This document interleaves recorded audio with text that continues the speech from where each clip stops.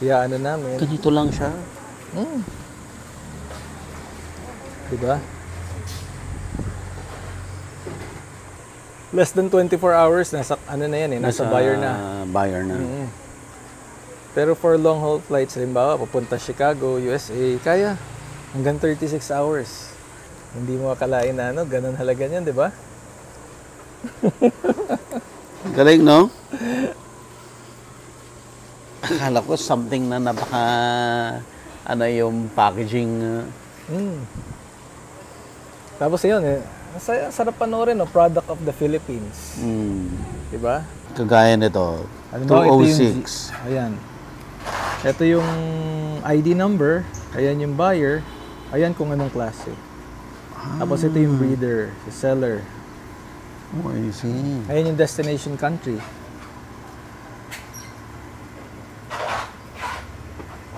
So, pagdating doon, madaling ma-identify. Pasa na lang ng pasa. Gusto mo bang matuto ng agribusiness, crops, livestock and poultry, aquaculture, at ma-inspire sa mga success stories? Agribusiness, how it works! As a YouTube channel, Agribusiness features entrepreneurs, farmers, organizations, OFWs, investors.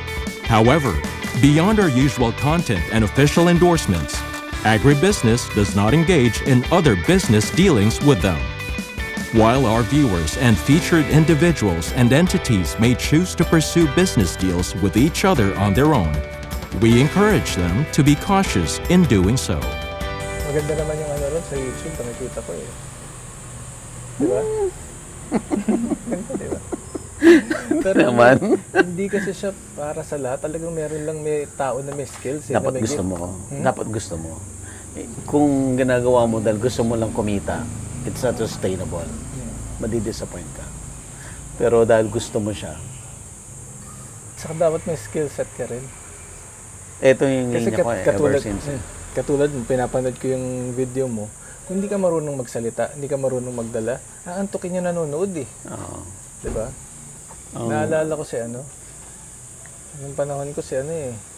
Jerry Geronimo. Oo, parang ikaw na yun, pumalit doon ngayon eh. Ang time na yon, kasikatan niya, kami naman, ako yung isa sa staff ng Agri 7, GMA 7, kay Bert Marcelo. Yun yung pantapat sa kanya. Dati doon ako nakikinig kay Jerry Geronimo, kaya nga napasok ako sa pagbababuyan. Meron akong farm doon ng baboy. Saan? Sa Santa Maria. Malaki? 2 hektarya. Kaso, nung lumipat ako ng May Kawayan, hindi pala pwedeng magbaboy pag wala ka doon mismo. Lulukuhin ka lang ng mga tao mo. Kaya ginawa ko, pinarentahan ko. For 6 years, okay siya. Tapos biglang tumama yung ASF. Wipe out. So, tigil? Tigil yung nagre-renta. So, bakante yung bakante lote? siya. Pero yung structures mo, okay pa? Yung concrete, pero yung biyero, sira na. Tapos yung paligid, dati puro bukid yun, puro subdivision na. So nakikita ko rin. Ayoko na rin nila pag ano yun doon siguro. Hindi na pwede.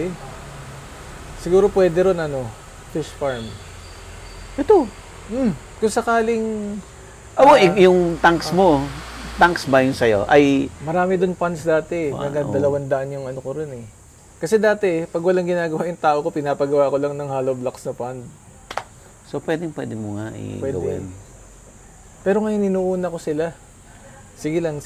Tapos sasabay na lang ako. Pero kung aasa ka sa kita ng transport, hindi talaga siya. Hindi rin. Kita siya, pero hindi yung tulad ng kinikita nila. Oo. 800K, 500K, hindi ka kikita ng ganun. Hindi ka kikita. Out of this world yun eh. Kasi yung pricing mo, hindi ka rin pwede magtaas. Kasi kakompetensya mong Indonesia, Thailand, Vietnam. Pricing in terms of yung sa shipping. Pag-shipping. So kailangan mas mababa ka sa kanila para patulan ka. May So yun competitors, ang limitation. Para kumita ka, nag-export ka talaga ng ornamental fish. Pero gusto ko, kung mag-export ako, sariling production namin. Ganun. At saka yung parang may niche market ako. Hindi yung Hindi the same with nagawin ko pa yun sa kanila. Magtatampo rin sila pag Magtatampo yun, magagalit yun. Biruin mo, kung nagbebenta ako niyan, kontrolado ko lahat. Di ba? Pwede nga, kung salbahe ako, ang ginawa ko, lahat kayo sa akin dadaan, may present ako. Pero, hindi pwede yan. Pwede business model yan. Hindi ko ginawa yun. Kasi, gusto ko, may pinoprove kasi akong point na kung tututukan natin to, talagang may potential kumita kahit yung mga backyard breeders. Bakit mo naisip yan? Bakit mo naisip yung pananaw na yan na... Nakita ko kasi, pumupunta ako, importer ako, di ba? Nagpupunta ako ng Thailand, nakikita ko, bakit itong mga tao na to? Alas 12 na ng tanghali, tulog pa. Parang ang easy-easy ng buhay nila. Tapos sinignan ko yung bahay. Ordinary lang yung bahay. Pagtingin ko sa baba, ang ganda ng sasakyan. Kanino ba itong sasakyan na to? Doon daw sa may-ari ng bahay. Tapos sinignan ko yung paligid. Saan niya kinuha yan? Parang hindi naman. Sa pagbebenta raw ng isda. So doon pa lang, tumatak na sa isip ko. Aba, may potential. Anong year pala. yun? 2009. 2009. And that time, ano ka na, malalim na yung involvement mo doon sa ornamental fish industry? Malalim na in the sense na ang dami ko na nagastos. Kasi parang ano siya parang bisyo. So, 2007 to 2009 bisyo siya. Okay. Meaning, you just spend. Oo. Kasi hobby. Hindi mo iniisip na kikita ka. Tapos, 2009, nagsisimula na ako mag-breed. So, nagpatayo ako ng ano sa farm, dun sa piggery ko, mga ponds. Tapos, napapansin ko, yung mga napapaanak ko, mas malaki pa yung benta ko dun sa isda kaysa sa baboy.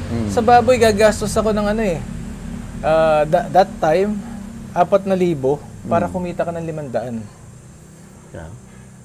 Sa isda, nabibenta ko ng 500 ang isa. Ganyan kalaki. Nakabenta ako siguro ng 50 pieces isang buwan, 20 pieces isang buwan. So, ikukumpara mo sa baboy, malayo. So, doon ko naisip, may potential pala to. So, lalo akong nagpunta sa labas, in-explore ko pa kung anong pwede. Na-discover ko iba't ibang species, tinry ko rin i-breed. Hanggang sa sobrang kaadikan ko, ako na rin yung naging transshipper. Nag-i-import na rin ako. Are you the first na Hindi. transshipper? Maraming nauna sa akin. May nauna rin. Marami. Actually, nauna sa akin, pangalawa ako, yung nauna, transshipper na sa US. Sa kanya naman ako nagpapadala. Si Kyle. Ang pangalan niya Kyle, sa Chicago. Doon na siya based sa US ngayon. Kung ano yung trabaho niya dati rito, doon naman niya tinuloy sa Sa US? Sa US. Ako naman yung pumalit sa kanya. So ngayon, magka-partner naman kami, siya yung pinapadalan ko doon. Papuntang US naman? Papuntang US. Kumusta yung di ba may mga naunang ornamental fish grower? Di ba? Sabihin natin malaki na sila nung asan sila ngayon? Andyan pa rin? Biglang nawala yun nga yung sinasabi ko parang may mali sa model kasi. Okay. Katulad nun, may pinuntahan ako sa Batangas. Tapos, meron silang parang mga cooperatives. Doon sila kumukuha sa mga backyard breeders. Kaso ang kuha nila, sobrang mura. Tapos yung company, sila yung nag-e-export. So yung mga tao, since ganun lang yung kita nila, palagi na lang, okay na yan, basta makapag-produce ako ng ganyan. Okay. Hindi tayo makahabol sa market sa labas. Yung quality. Hindi kaya. Kasi pag nilimit mo yung kita ng tao, nalilimit din yung yung enthusiasm nila para improve yung craft nila. Correct. Kasi kung hindi naman sustainable para sa kanya to sustain yung needs niya, yung family needs niya. 'Di ba? Dito sa model natin ngayon, minsan may nakakabenta ng isda 20 pieces, may 50,000 sila.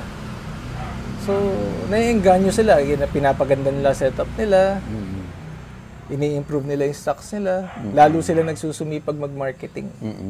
Pero you yourself, nag-try ka rin na bumili before ng i-export? Hindi. Hindi.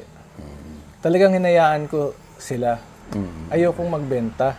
Gusto ko mag-focus lang ako sa trabaho ko. Kasi yung trabaho ko, by itself, mahirap na. Okay. So, yung nag-export ka ng sarili mong isda before? Yung hindi galing sa breeders? Wala talaga. So, yung Lahat ng mga, in-export until ko- now, yung mga isda mo, hobby pa rin? Yung ngayon, yung isda ko, sila yung pinag-experimentuhan ko para sa export. Katulad ng flower horn. Pinag-experimentuhan ko paano sila papulahin ng katulad na sa Thailand. Nakuha ko na. So, pag ayoko na sa batch na yun, binebenta ko naman dito sa local market. Para gawin nilang breeders o sila naman yung... Kinakausap Para ko sila sila. mag-produce. Oo, kinakausap ko, eto, sa'yo to. Bebenta ko lang sa'yo ng ganito. Pero gusto ko matuto kang mag-breed para eventually, i-export naman natin. Tapos sinuturo ko rin sa kanila paano mag-groom. Kung ano yung natuklasan ko sa grooming, sineshare ko din. Para may improvement. May grooming ang isda, ha? Gino-grooming yan. May grooming yan. Kasi pag wala, hindi pupula yan, hindi kikintab ang pearls. Wow. Oo. So doon pa lang, marami ng kasunod na negosyo sa grooming. Ayan, may isda, di ba? Yeah. Sa grooming, may negosyo ng pagkain, may negosyo ng supplements. Isang magiging industriya talaga. Oo. Connection yan. So, asan na tayo ngayon? Saan? As far as the export is concerned, okay, na-mention mo kanina, Sobrang baba pa ng level natin. until now, Malayong malayo ilang percent tayo? Ako wala pang 1%. Oo. Talaga? Oo, talagang sobrang baby pa ng industry So, na to. Sa billion- freshwater, ornamental So, fish. this is a billion industry supposedly. Ano tayo? Magaling tayo sa import, sa export. Palela tayo. Yun minsan yung nakakalungkot. Importer ako, kumikita ako sa pag-i-import ng isda. Okay. Pero minsan maiisip mo, yan bang ini-import natin na to? Ito bang ginagastosan natin ng dollars? Hindi ba kayang i-breed dito? Napunta naman ako sa mga farm sila, kaya rin naman. Parehas lang. Parehas ng tubig, climate, magkamukha pa nga yung tao. Hindi mo ma-differentiate ang Pinoy sa Indonesian eh. Exacto. Pero bakit tayo wala? Doon ako na Kaya ito, yung mga current breeders, yung mga nagbebenta ng molly, sabi ko, hindi forever tong mollies. Okay. Darating din yung point na masasaturate natin yung market. So, kailangan mag-isip pa kayo ng ibang mga species na pwede nyo i-breed. Okay. Paano ba nauuso ang isang isda? I mean, like molly, paano siya naging uso at ano ang possibility na mawawala siya ulit? Yung uso kasi hindi mo masasabi, unpredictable. Katulad nito sa mollies. Hindi ko ini-expect na ito yung magdadala ng export. Natin sa Oo, Philippines. hindi talaga. Ang ini-expect mo ay betta, guppy, flowerhorn, goldfish. Kasi yan yung sector na malaki yung paggastos sa import, sa importation. So inaasahan ko, sila yung magdadala. Yung sa mollies, nagulantang na lang ako. Grabe. Ito yung sa buong period ng pag-iisda ko, ngayon lang ako nakakita ng ganito. Wala akong nakitang ganitong hype. wow. Anong reason kaya? Hindi ko rin ma-explain. Kasi nagpunta ako sa Thailand, biruin mo, na bilib sila sa trophies na gawa ng Cebu. Bilib sila sa molly na gawa sa Cebu.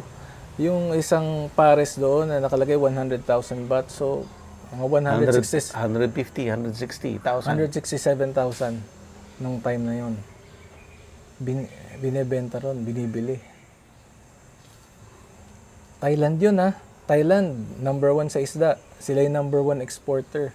Pero ang dami nilang ini-import sa atin na isda, na mollies. So tingin ko, hindi lang sa mollies ang potential ng Filipino. Marami pa. Kailangan lang sipagan, huwag tayo tumigil mag-market. Explore lang natin lahat ng possibilities. So kahit baguhan, let's say gustong pasukin to, may chance sila? Meron kasi meron na nag-export students 17 years old. Yeah. Doon pa ako na nung 17 ako, ni 100 pesos hindi ako makahawak. Pero yung mga nag-export na 17 years old, 18 years old, 100K, 50K, 150K. Monthly yan, ha? Sabi, grabe Per ang export panahon niya. yan. For export. Nung panahon ko, walang opportunity na ganun. Yeah. So, swerte yung generation ngayon. Mas maraming In all aspect, no, parang yung generation ngayon, mas maraming opportunity. mas maraming opportunities kasi dahil na rin sa reach, sa social media pa lang buong mundo na yung mo yung market mo. Market. Oo. Ngayon, pwede na natin padala. Unlike before, ang hirap. So ngayon, kailangan na lang natin ng volume, larga na. So, ang market natin, hindi na limited sa Philippines. Buong mundo na. So, potential dollar earner to. Siguro papangalawa sa OFWs kung pagbubutihan natin. Talaga? Oo. Darating doon? Kasi, ito yung industry na hindi mo talaga, hindi mo ma-measure yung Nakita mo naman yung pricing, sasabihin ba nila sa'yo yung totoong kinikita nila? Di ba? Napakalaki ng dito, ng potential ng market na to. Na sana, kahit wag na national government, yung mga local governments natin, Mga municipal LGUs man lang. O, sana parang Masinloc. Napunta ako sa Masinloc, Zambales. Minsan, bumisita ka dun, sir. Makikita mo kung paano nila tinutulungan yung ornamental fish breeders doon. Wow.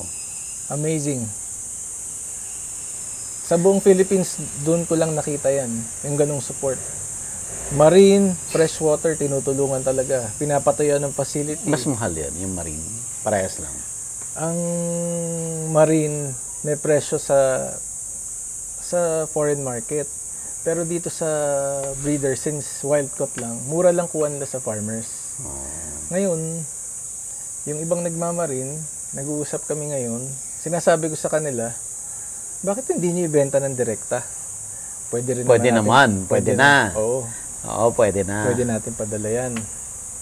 Diba? So, sana trabahuhin nila. Kasi nandito naman ako, tutulungan ko sila. Katulad sa Europe, may demand. Kailangan na lang nilang kausapin. Tapos kailangan na lang nilang pakita doon kung ano yung meron sila. Sa halip na... And yung pagkakaroon ng buyer ay simple as creating a Facebook page or TikTok. Sobrang simple lang. Labas ka ng labas ng posting mo and possible makita ka ng prospect buyer mo. Yes. Sila na mismo lalapit sa'yo. Lalapit sila. Maganda isda mo, maganda papakita mo, may market ka. Dati pa naman may potential market. Ang problema lang dati, ang hirap talaga ipadala. Kasi kung papadala mo, konti lang, paano mo i-send yun? May mga minimum weight na kailangan para sa export. At least na-solve yun kasi consolidate mo. Yes. Yun yung ginagawa ko. Consolidate ko lahat, nakaset ng date, papadala. Okay. Kung yung ornamental fish business ay possible na maging next to OFW income generating ng Pilipinas, ano naman yung mga problems ng industry? Sa ngayon, ang problema talaga nakikita ko, yung kultura mismo. Ng Pilipino? Kultura mismo ng Pilipino. Sila mismo yung nagdadrag pababa sa sarili nila. Example? Katulad nga kanina, nakwento ko sa'yo, pupunta ka sa isang lugar, magpe-present ka ng opportunities para sa kanila, sa halip na mag-grasp nila yung pagkakataon, parang negative ka agad yung... Iniisip nila, kikita ka lang. Pagkakakita mo lang sila. Okay. Kung sinasabi, i-wholesale ko daw isda nila, never naman ako nagbenta. Puro export lang ng isda nila ginawa ko. Aside from that, technical. Yung sa kulang tayo ng government support. Government support. Oo. Bibigyan kita ng example. Sige, sir. Halimbawa, sa Australia, gusto natin magpadala sa Australia. Nire-require ng Australia na gumawa ng letter ng Philippine government sa kanila para sa requirements nila. Lalapit ka sa Philippine government. Sino in particular sa Philippine government? BIFAR? Sabihin na before. Okay. Ito totoo to. Ang makukuha mo namang reply sa BIFAR, kailangan yung Australia sumulat sa kanila. Yung simpleng ganun lang. Okay. Na eto, matutulungan mo yung kababayan mo. Bakit hindi mo gawin yung extra effort para yung ganun kasimple ba?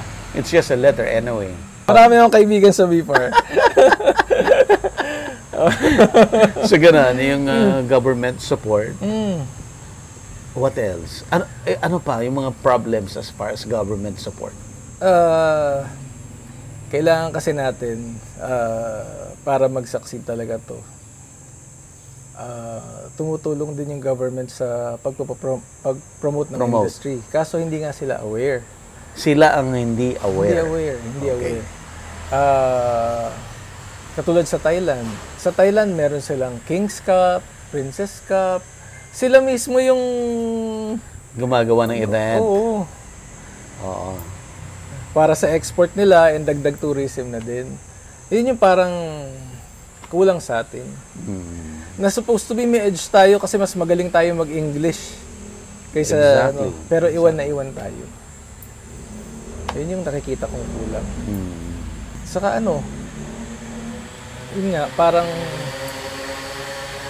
isa pang naghihinder minsan, hindi ko rin masabi pero mag-e-export ka, wala kang ID, wala kang bank account, wala ka kahit paano ka babayaran?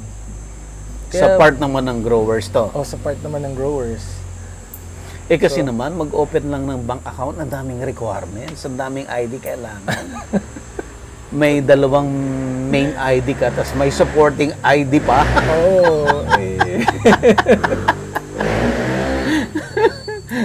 May mga basic ba na wala tayo. Okay. Mga basic. Tapos sa mga nag-e-export, minsan may nagagalit din sa akin kasi sobrang strict ko daw. Akin naman, ayoko kasing masisira yung pangalan natin. Exactly. Although hindi ako nagbebenta ng isda nyo, itong grupo natin, gusto ko intact yung pangalan. Walang masasabing may scammer dito or ganun. Kaya medyo maigpit talaga ako. Para sa kanila rin naman yun. Yung iba hindi na-appreciate. Yun yung nakikita kong mostly yung limitations natin. Yung nag-hinder sa growth. So, paano yan? Kung ayaw niyang sumunod, tanggal. Siya. Hindi mo kukunin yung isda niya. Hindi naman. Minsan, naawa pa rin ako. Iniintindi ko na lang. Kasi, may inis ako, magsistrikto ako, tapos, mamaya, pag lumamig-lamig na ulo ko, maiisip ko, kawawa naman yung pamilya nito. Parang pinagkaitan ko naman ng pagkakakitaan. So, madalas hinahayaan ko na lang, wag lang mangsa-scam. Yan lang talaga. Wag lang mangsa-scam. Paano mo niya makokontrol na hindi siya mag-scam? Kasi doon sa end niya na pagbebenta, pwede magagawa niya yan kasi siya nagbebenta Pero you as the consolidator, paano mo yan ipiprevent in such a way na hindi sila mag-scam? Usually gumagawa ako ng arrangements. Halimbawa, 50% mo na ibabayad mo dyan sa seller na yan. Pag dumating sa akin, ibigay mo ng full. Yun yung sinasabi ko sa buyer. Saka syempre katakot-takot na sermon dun sa sa mag-e-export. Hanggang dumating sa point na na sila, parang sanay na. Alam na nila gagawin. Well, at least the good thing, nakita nila na may effect na maganda sa kanila. Tapos minsan, nakakasama naman ng loob. Pag hindi nila naiintindihan, medyo ikaw yung sisisihin, pero sanay na ako. At saka dito sa export na to, hindi lang ako tagapagpadala ng isda. Translator, coach. O ito sabihin mo, para makabenta ka. O mali yan sagot mo. O tatype ko yung, ito i-type mo, ito i-type mo. Copy-paste mo, yan ang isagot mo. Yan. Oh, wow. Kasi nga limitado. Kumbaga, huwag ganyan ang approach. Pag ganyan yung approach mo, magagalit sa'yo yan. Ganito sabihin mo. Ako magta-type, copy-paste. Like example, ano yung mga dialogue na importante para ma-please mo yung... Sabi ko, alam ko maganda ibig mo sabihin.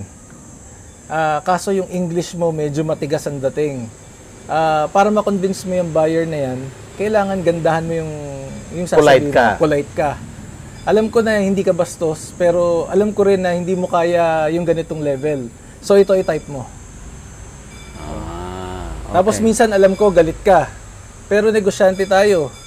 Hindi ka dapat ganyan. Ganito ang i-type mo. Yan. Kaya minsan, maghapon talaga, nasa phone ako.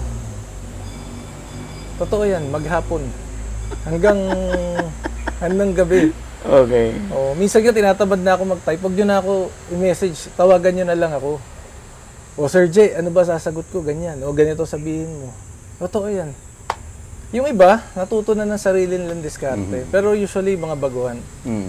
Yan yung na-encounter. So, the way na makipag-usap sila, tinuturoan mo ba sila paano magtamang presyo? Hindi ko pinakikialaman yung presyo. Hindi mo pinapakialaman. Ang binibilin ko lang sa kanila palagi, huwag nyo ibabagsak ang presyo. Kasi pag binagsak nyo yan, lahat yan magbabagsakan. Hindi kayo kikita. Okay. Tinuturoan mo ba sila na dapat mataas ang presyo? Hindi ko sila tinuturuan na dapat mataas ang presyo. Okay. Kailangan matuto sila doon sa presyo, nakikita sila na maganda at makakabenta pa rin sila. Pag tinaas mo naman kasi masyado, sino bibili sa'yo? Tapos minsan, sinasabi ko, yung mga grade B nyo na isda, benta nyo na mababa. Kasi kailangan din natin ng timbang. Pampabigat yan. Hindi pwedeng puro yung mamahalin nyo. Doon nagkakaproblema minsan. Doon ako pinag-iisipan ng di maganda. Akala nila, pag sinabi mababa, ibebenta ko. Sila naman yung magbabayad, sa kanila naman ibibigay yung bayad. Doon nagkakatalo minsan. Kasi para ka makapag-ship, halimbawa, kailangan mo yung volume minimum 100 kilograms. Nakita mo naman, sir, yung ano. Kano lang kagaang yung ano, di ba? Kaya medyo mahirap din. Hindi rin ganun kasimple.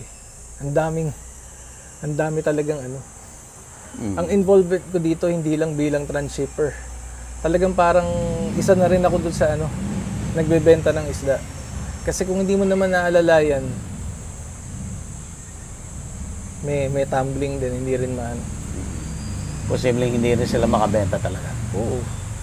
Meron pa nga napopost. Ako parang barangay captain din ako dito eh. Ako yung tagapamagitan. Huwag mo na post yan, baka pwede natin pag-usapan. Ano ba problema? Between each between breeders or sa foreigner at saka sa buyer at seller. Sila. Pag pinalitan ba namin to, ite-take down mo ka na magalit. Papalitan namin, free shipping na. Ganyan, hindi ka na magbabayad. Walang problema. Grabe. Grabe. Grabe yung... But doing all these things, is it rewarding also to you? Hindi kasi ano ko alam ko medyo cheesy. Pero ano kasi, may pagka-patriotic kasi ako eh. Okay. Gusto ko palaging yung Pilipino umaangat. Yun na lang yung reward ko na nakikita ron eh. Na kahit papano, may na-contribute ka sa bayan mo. Hindi lang sa sarili On your mo. own little way. Kumikita ka na, nakakatulong ka pa sa kapwa mo, nakakatulong ka pa sa bayan mo. Di ba? Pero right now, as transshipper, is it mas maganda yung kita mo compared to the hog racing? Malayo. Malayo. Sa hog racing, maglalabas ka ng kapital para sa feeds, sa kuryente. Dito mas less ang capital. Faster ang ROI. Mas mabilis. Ang risk. Yung risk kasi dito, mostly kasi, ayusin mo lang ang trabaho mo, wala kang pananagutan. Kasi ang risk palaging seller. Nasa seller. Wala sa'yo. Unless, hindi mo maayos yung ginagawa mo. Ikaw ang mananagot. So, monitoring. Walang tigil. Grabe, no? Minomonitor mo even yung breeder, kung ano yung nabenta niya, to make it sure na ano yung nabenta niya, yun ay papadala niya talaga na marireceive mo. Oh. Ano yan, katulad na nakita nyo dyan, 1 week na yan na, nandyan, 1 week na halos. 5 days pala, 5 days. So, nagpapakain ka pa? Nagpapakain, tinitignan kung may sakit, nag-update sa GC pag may namatay, titignan kung iba ang isdang pinadala. So, ano yan? May 300 na GC yan. Minsan yung messenger mo, pag nagsabay-sabay ng ano yan,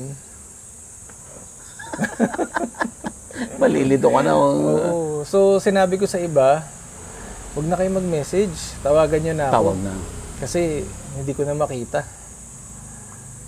Eh, pag halimbawa may nag-type ng dot doon, hindi nag-aangatan na yan lahat. Paano mo check isa-isa? So, pag may problema, may concerns kayo, tawag na lang. Talagang itong negosyo na to, naka-base dun sa mga pinuntahan nyo nung una. Yeah. Sila talaga nagdadala. Okay. Sila talaga heroes dito. Yeah. Totoo. Message to the breeders, to the buyers, and to the government. Saan? To the government. Hindi. Okay. Sa mga breeders, wag lang kayo panghihinaan ng loob. Palaging always think positive.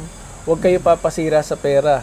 Kasi pag nasira kayo sa pera, mahihirapan kayo makarecover. Okay. Masabihan na kayong mayabang suplado, pero huwag kayo papasira sa pera.